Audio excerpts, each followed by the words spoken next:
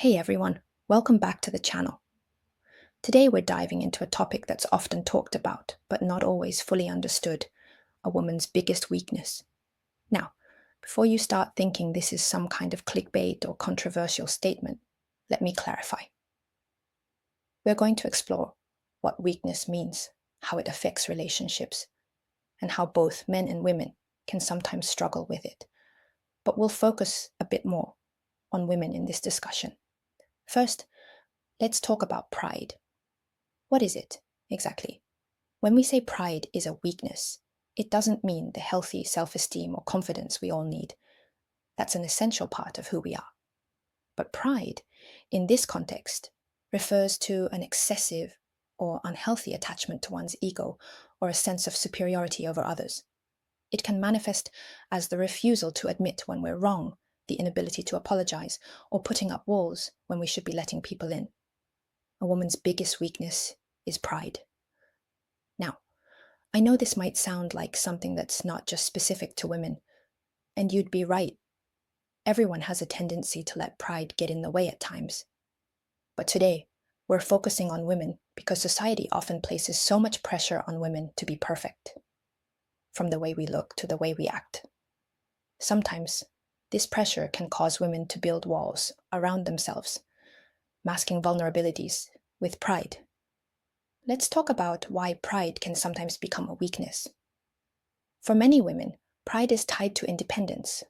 We've been told from a young age that we need to be strong, self-sufficient, and capable of doing it all on our own. While there's nothing wrong with being independent, the problem arises when that pride stops us from asking for help or admitting when we need support. It can prevent us from opening up to the people who care about us, and in turn, it can lead to feelings of isolation. Sometimes pride can also show up in relationships. We've all heard the phrase, "I don't need anyone," and it might seem empowering at first. But when pride holds us back from being vulnerable with our partner or accepting love, we miss out on true connection. And that can be damaging, not just to us, but to the relationships we value most. But here's the thing, pride doesn't have to be a permanent weakness. Awareness is the first step. Realizing that it's okay to lean on others, that we don't have to carry the weight of the world alone, is powerful. It doesn't make you weak. It makes you human. Now, I want to clarify. This doesn't mean women shouldn't be proud of their achievements or hold their ground.